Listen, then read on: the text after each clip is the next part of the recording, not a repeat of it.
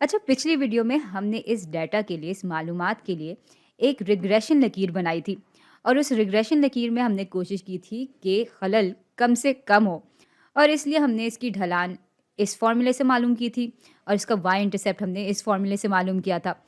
यूं फिर हमारे पास बेस्ट फिट रिग्रेशन लकीर की इक्वेशन आ गई और हमने उसको ग्राफ पर भी बना लिया था। अब इस वीडियो में हम आर स्क्वायर मालूम करेंगे इस लकीर के लिए। आर स्क्वायर हमें बताता है कि ये लकीर कितनी अच्छी तरह से इन नुक्तों पर बैठी है, या इस बात को हम यूं भी बयान कर सकते हैं कि आर स्क्वायर हमें बताता है कि कितने फीसद वाई में आने वाली तब्दीली को हम एक्स में आने वाली तब्दीली से समझ सकते हैं या उससे बयान कर सकते हैं। और भाई इस वीडियो में दिलचस्प बात यह है कि हम अपने हाथ से ये सारा काम नहीं करेंगे, बल्कि आर स्क्वायर का हिसाब लगाने के लिए हम कंप्यूटर की मदद लेंगे। तो भाई मैं यहाँ पर एक्सेल शीट निकाल लूँगी और यहाँ मैं मुख्तलिफ़ कॉलम में मुख्तलिफ़ चीज़ें दिखा दूँगी। तो इस कॉलम में मैं अपनी एक्स की इकदार लिखूँगी, इस कॉलम में मैं अपने वाई की इकदार लिखूँगी। अच्छा, इस कॉलम में मैं वाई स्टार की इकदार दिखाऊँगी। अब वाई स्टार वाई की वो इकदार हैं जिसकी पेशन गोई लकीर की इक्वेशन कर रही होगी या लकीर कर रही होगी जब हम अपनी एक्स की कदर डालते हैं।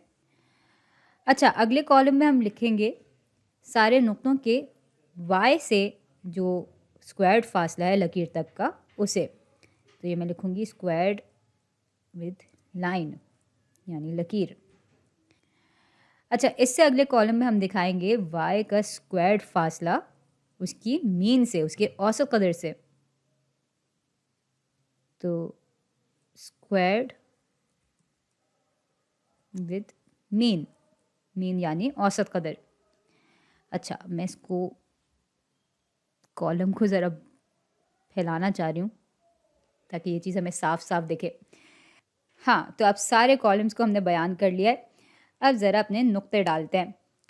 तो पहले नुक्ते पे x -2 के बराबर होगा और y -3 के बराबर होगा। दूसरा नुक्ता ले लेते हैं -1, -1। तीसरे नुक्ते में x की कदर 1 के बराबर रख लेते हैं और y की कदर 2 के बराबर रख लेते हैं। और चौथे नुक्ते पे x 4 के बराबर होगा और y 3 के बराबर होगा। भाई ये बिल्कुल वही नुक्ते हैं जो कि यहाँ पर हमें दिए हुए थे। अच्छा, अब ज़रा एक्सेल शीट की मदद से वाई स्टार की इकदार मालूम करते हैं और इसके लिए यहाँ पर हमें अपनी इक्वेशन डालनी होगी। तो इक्वेशन में हम m से यानी ढलान से, जो कि बराबर थी 41/42 की, उसको ज़रब देते हैं x की कदर से जो कि इस सेल में है हमारे पास। फिर इसमें हम जमा करते हैं अपने y इंटरसेप्ट को जो कि बराबर है -5/21 के। और जब हमने एंटर दबाया तो फ़ौरन हमारे पास वाई स्टार की कदर आ गई। अच्छा, यहाँ पर देखते हैं कि हो क्या रहा है।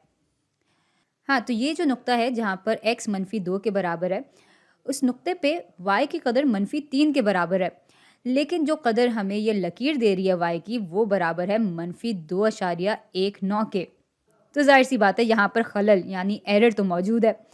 अब वो एरर कितना है वो हम इस कॉलम में मालूम करेंगे। तो असल में ये जो स्क्वायर्ड फासला है नुक्ते के y और लकीर के y के दरमियान, वही एरर को दिखा रहा होता है।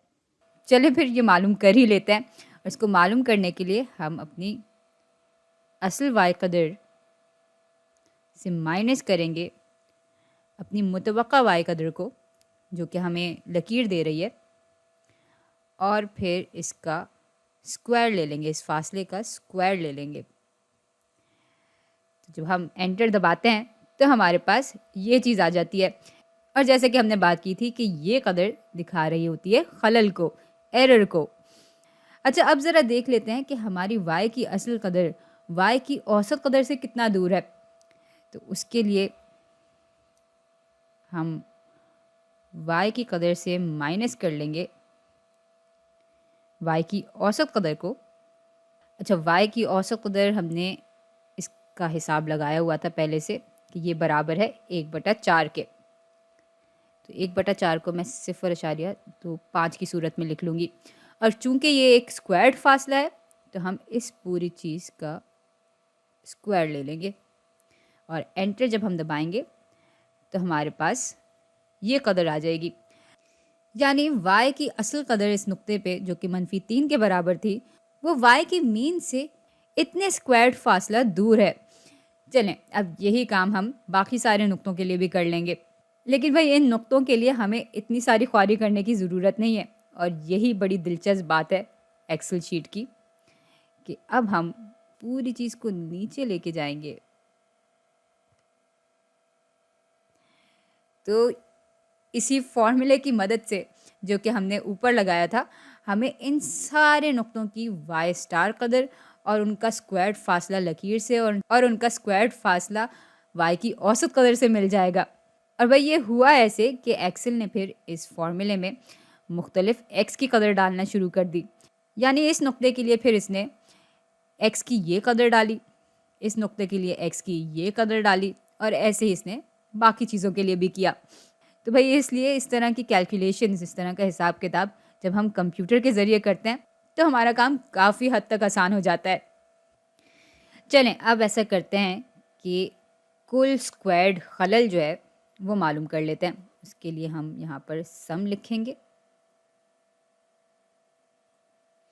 और सम हम यहाँ से लेकर इन सारी इकदार का ले रहे होंगे।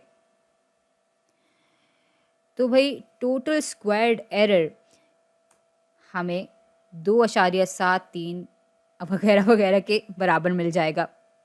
अच्छा, साथ में सारे y के नुक्तों का जो y की औसत कदर से स्क्वायर्ड फासला है उसका सम भी मालूम कर लेते हैं।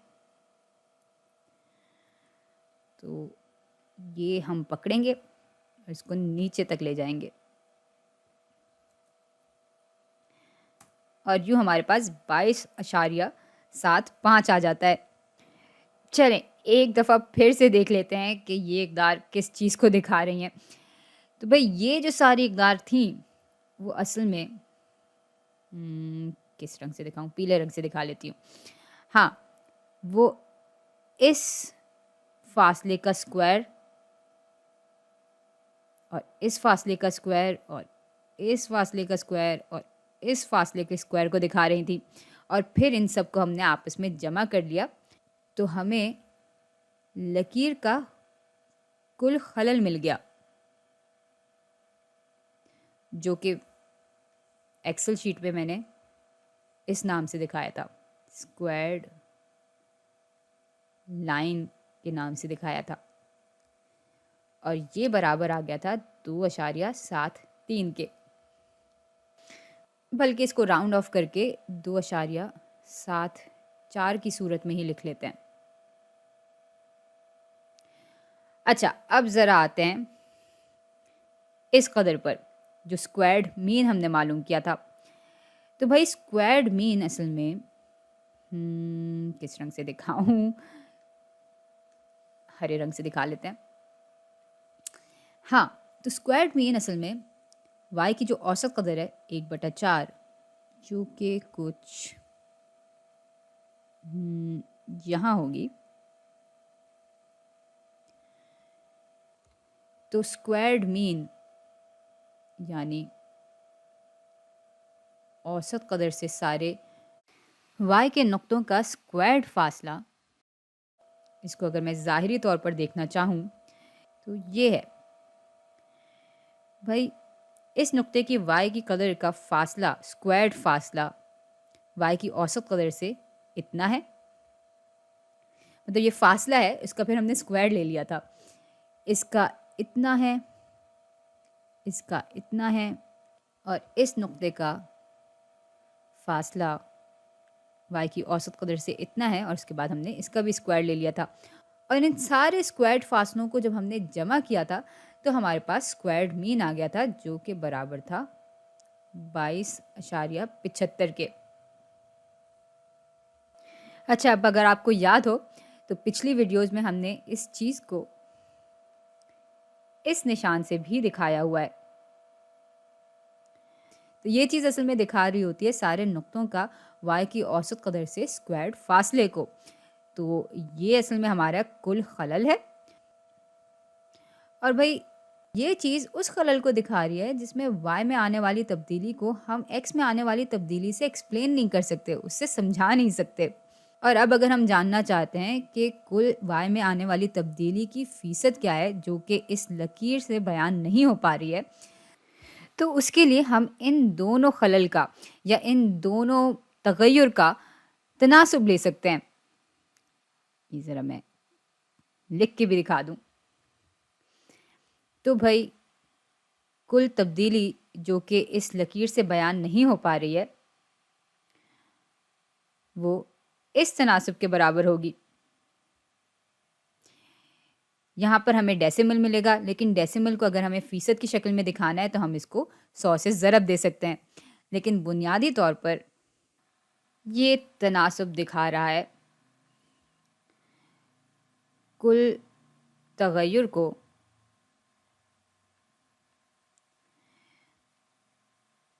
जिसको हम x में आने वाले तगय्युर से बयान नहीं कर सकते। आने वाले तगय्युर से बयान नहीं कर सकते। नहीं। अच्छा, अब ये तनासब किसके बराबर है उसके लिए भी हम एक्सेल शीट का इस्तेमाल कर लेंगे। तो हम असल में इस चीज़ को तक़सीम कर रहे हैं इस चीज़ से। तो यूँ हमारे पास 0.12 आ जाता है। तो ये पूरी चीज़ बराबर है 0.12 के। इसको परसेंटेज की सूरत में लिखें तो ये बराबर आ जाती है 12% के। तो भाई इस लकीर में 12% कुल तगय्युर है जिसको x में आने वाला तगय्युर बयान नहीं कर सकता।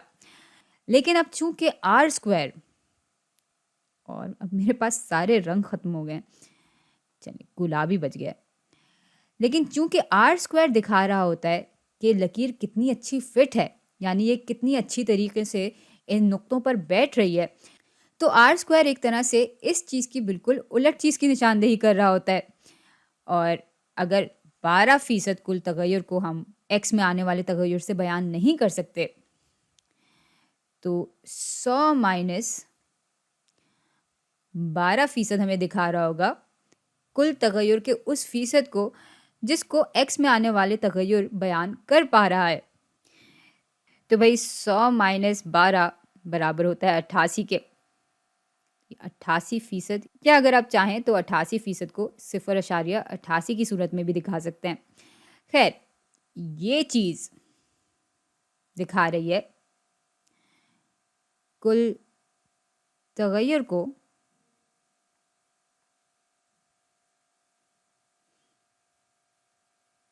जिसको x में आने वाली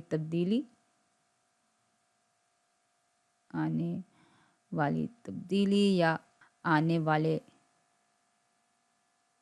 तगय्युर से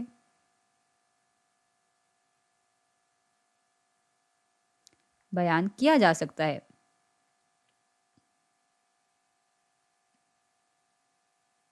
कर सकते हैं। तो भाई आर स्क्वायर को मालूम करने का तरीका ये है।